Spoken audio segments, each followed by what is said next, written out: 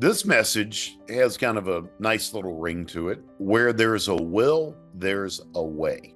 Let me explain. I, as some of you know, am a 100% commissioned salesperson. And here's one of my tenets, one of my guidelines, being in my role, is when I feel a company needs my service, even if I get some negativity from them as far as them telling me no, them being apathetic to my offering, them having some indifference about my offering, I actually adhere to that phrase, where there's a will, there's a way. There's a particular Fortune 50 company that just agreed to do business with us 2 weeks ago that I've been prospecting into for approximately a year. And in that year's time, I have made, by my count, ballpark, 200 touches to executives within that company. Some of those touches were emails, some were voicemail messages, some were texts. But the bottom line is, I thought they needed me. I followed that phrase, where there's a will,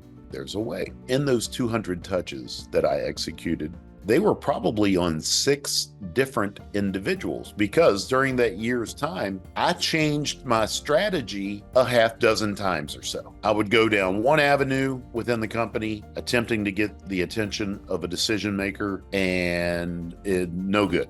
Didn't go anywhere. Then I'd find another executive who I felt cared about what my company provides, which is we help salespeople increase their sales. Finally, after this litany of touches, we got the word 2 weeks ago that they want to do business. Now, I could have discontinued my prospecting to them a month ago, 2 months ago, 6 months ago, 8 months ago, 10 months ago. But what I knew in my heart, in my soul, is they needed our service. It was just, how was I going to strategize to get to someone who cared with a relevant, pertinent, impactful message of how we could make a difference? Enough about me. Let's talk about you. Am I sharing with you in this message that you should make 200 touches and then maybe think about stopping prospecting into a certain company? No. But what I am sharing with you is, when you have what you consider to be a top shelf prospect that's important to you, and you in your heart of hearts feel that they truly need your service, your solution, my question to you is, why stop? So you get a no from someone in their organization. If they're a big enough organization, there may be 3 decision makers that can influence you selling your solution to them. There could be 5 decision makers.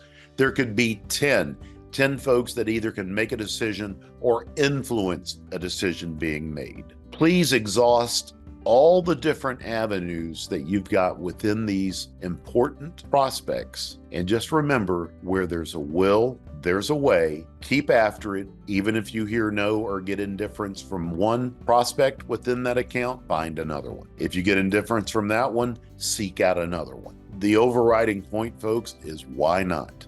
What's the worst thing that can happen? They can continue to tell you no.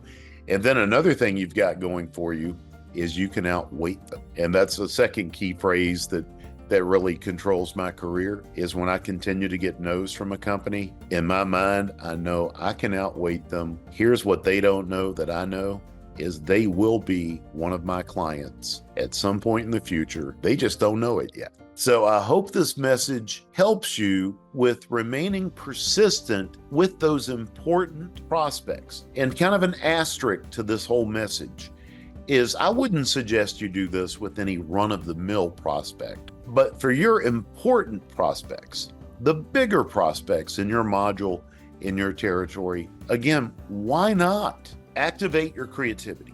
That's a big part of this message. Activate your creativity. Activate that creativity and find other avenues, other methods to get to other decision makers.